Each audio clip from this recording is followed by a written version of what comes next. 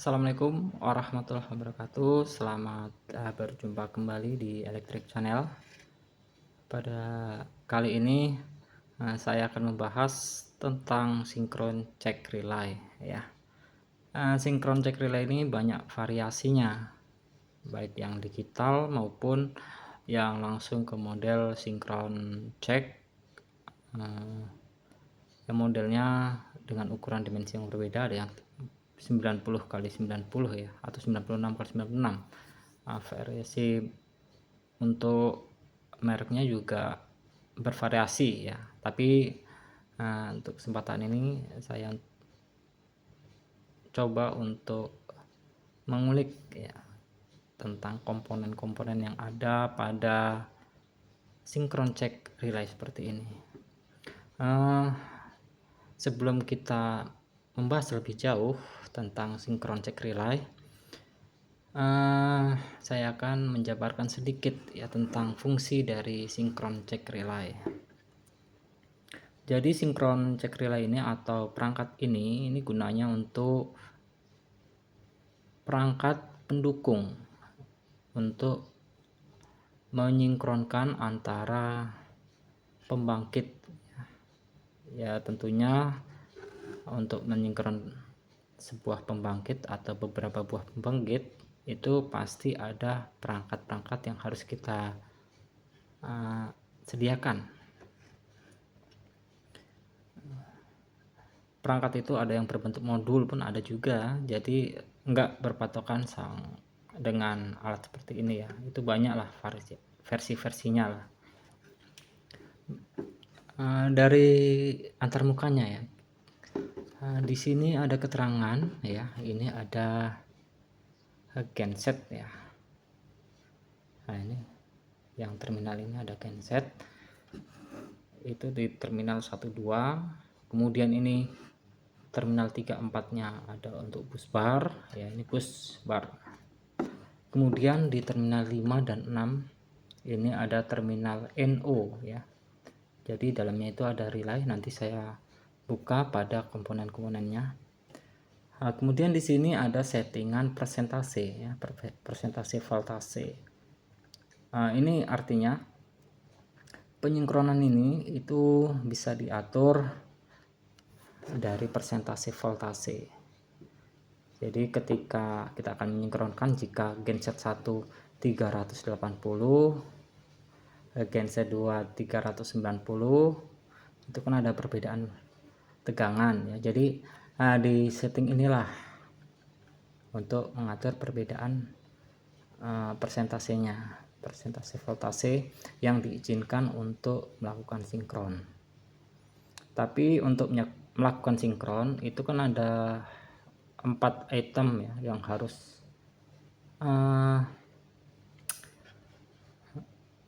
dipenuhi. Yang pertama itu adalah urutan fasa ya. Urutan fasa ini biasanya waktu kita memasang genset pertama itu antara genset 1, genset 2 dan genset 3, misalkan kita menggunakan 3 genset, itu arah putarannya itu harus sama. Jadi jika putaran itu ada yang berlawanan, itu nggak mungkin bisa disinkron ya. Jadi arah putaran dari genset ya itu harus sama ya. Cara menggunakan atau menyamakannya itu ada alatnya sendiri. Jadi untuk pemasangan pertama itu kita harus mengetes arah putaran dari gensetnya atau arah putaran fasa dari gensetnya ya. Seperti ini alatnya ya, bisa atau menggunakan tipe yang lain, tetapi fungsinya itu harus sama seperti ini. Oke, itu yang pertama ya waktu kita membuat sistem. Kemudian syarat yang kedua itu langkah yang dilakukan itu setelah semua terinstall itu harus menyamakan tegangan, menyamakan frekuensi, dan menyamakan sudut. Tentu untuk menyamakan semua itu, semua genset itu harus ada fitur untuk menyamakan frekuensi, bisa itu menggunakan kalau untuk frekuensi itu menggunakan potensio yang mengatur RPM dari mesin ya. Untuk frekuensi ya, RPM dari mesin itu berpengaruh dengan frekuensi yang dihasilkan pada genset. Kemudian voltase ya, voltase itu harus sama. Itu juga ada settingan untuk mengatur voltase pada genset, itu menggunakan trim pot atau menggunakan potensiometer yang dipasang menuju jalur AVR. Nah, itu dia. Kemudian untuk sudut, nah dia untuk sudut itu menggunakan sinkronskop. Nah, di mana sinkronskop itu mengetahui sudut pasa ya sudut pasa saat melakukan sinkron. Jadi waktu kita melakukan sinkron ya, tentu ada alat untuk membuat otomatis pada sistem sinkronnya. Jadi alat ini yang membuat sistem otomatis pada sinkronnya. Tentu ada wiring-wiring yang harus dibuat juga, tetapi wiring itu dibuat harus ada juga perangkat ini atau perangkat sinkron yang lain. Oke, tentunya dalam sebuah alat elektronik atau alat listrik itu pasti ada kerusakan-kerusakan, baik itu dari titik terminal ataupun dari titik power supply ya, power supply seperti ini. Oke, saya akan buka salah satu alat ini ya, ini sama tipenya. Yang satu ini dalam kondisi oke ya, itu masih bagus. Kemudian yang kedua ini yang sudah rusak ya, ini udah rusak. Biar nggak penasaran bentuknya seperti apa di dalam, saya buka. Oke, setelah saya buka seperti ini sebenarnya ada 3 ya, trafonya ini ada 3. Nah, itu bekas terbakarnya ya dari trafo yang ini saya buka, sengaja saya buka. Dari sini itu nanti ada untuk input ya, ini dari input ya, input yang di terminal sini ya, yang ini. Nah, ini terminal sini, terminal genset yang 1 2 dan terminal 3 4. Nah, ini dari sini masing-masing ini. Jadi tegangan ini nanti ada pilihannya, itu yang kita gunakan sistem operasinya ya. Jika kita menggunakan sistem pada 380, ini terminal ini yang dipakai ya, terminal di 450 ya jika pasa ke pasa. Jadi ini ada pilihannya. Nah, kalau kita mau merubah menjadi tegangan 220 ketika melakukan ini, nah ini tinggal dipilih di sini yang akan kita gunakan. Semua ini nanti disamakan juga. Kerusakan seperti ini ya, kerusakan seperti ini itu akibat tegangan over ya, dipasang 380 tapi tegangan over atau ada short pada dioda ini, makanya trafonya jebol seperti ini, atau ada lonjakan tegangan saat waktu melakukan sinkron, maka ada komponen ada trafo ini yang terbakar. Untuk yang kedua ini adalah dioda ini ya, dioda untuk menyarahkan, untuk menghidupkan sistem kontrol pada sini. Kemudian ini ada IC, dan ini adalah relay yang menentukan kontaknya ya. Jadi diatur sistem itu mengatur relay ini, mengatur sistem kerja relay ini. Ketika sudah sama sudutnya, tegangan juga sama, dia akan aktif ya, dari NO ataupun dari NC ya. Ketika sudah cocok, maka NO ini akan aktif ya, NO si terminal ini. Dan terminal NC nya ini ketika belum aktif ini akan terhubung ya, NO NC nya sorry, yang ini terminal NC.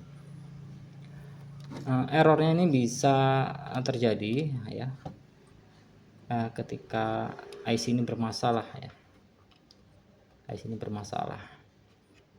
Jadi di sini ada 2 trim pot atau potensio. Nah, di sini dia. Nah, ini tadi yang mengatur ke persentase ini, resistor ini. potensio ini, resistor variabel. Nah, ini dia mengatur untuk besaran dari voltase. Ini artinya selisihnya ini berapa persen nanti. Lebih baiknya kita buat di 15% aja sudah bisa ya, untuk selisih. Jangan sampai terlalu besar ya, biar sudutnya enggak terlalu lebar, sudut untuk selisih sudutnya. Jadi alangkah baiknya kita setting di 15% saja.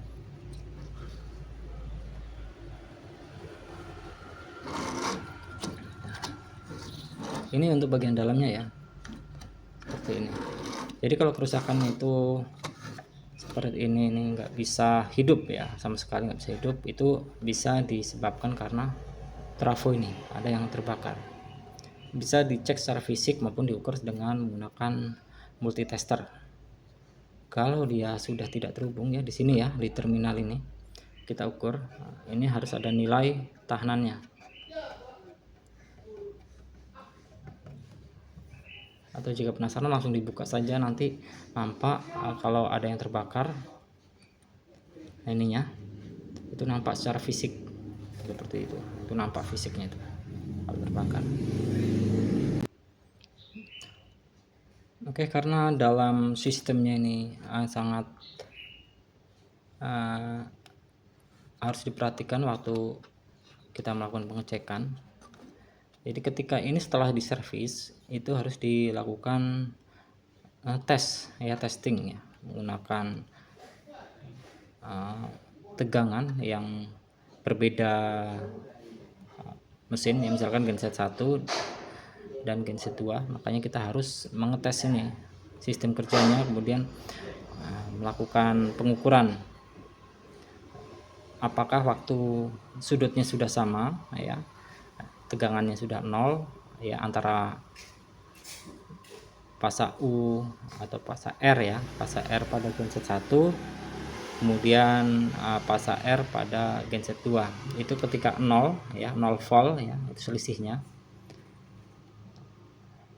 Ini sudah aktif ya, itu ditandai dengan menyalanya protektor lamp ini. Jadi ketika sudah sudut sama, ini akan menyala aktif gitu.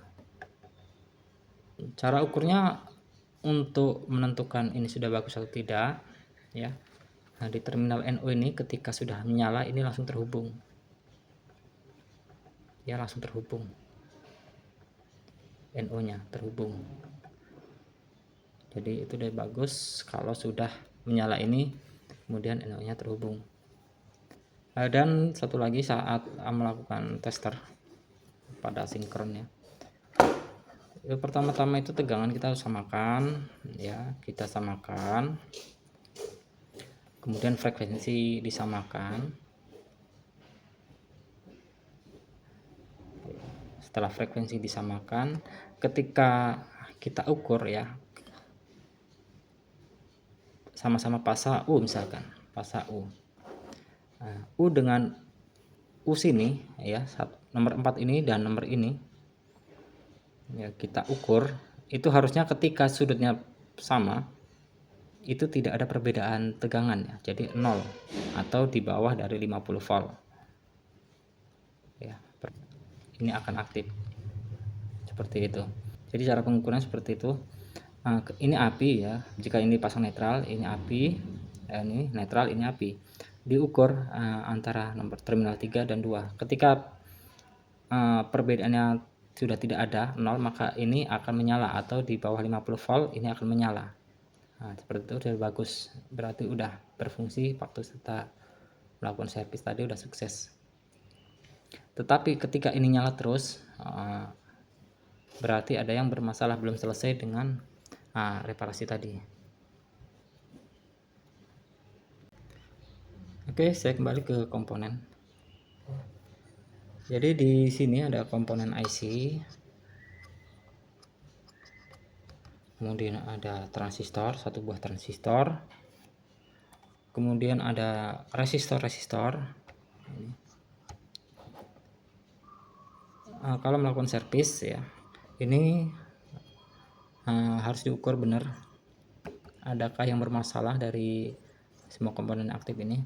Kalau dioda mungkin lebih mudah untuk menentukan bagus tidaknya ya.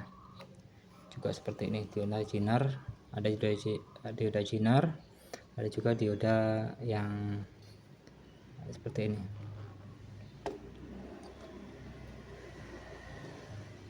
Biasanya kalau ini bermasalah ya, kita setting pun dari trimpot ini itu nggak ada berfungsi ya kalau ini IC bermasalah. Tapi kalau IC nya masih bagus, kita setting dari sini, dia akan mempunyai perbedaan-perbedaan.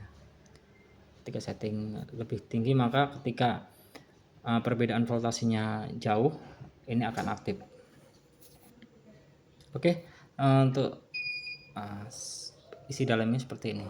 Jadi jika ada yang ingin bertanya atau sedikit menyampaikan pertanyaan, boleh di chat ya, atau di komentar.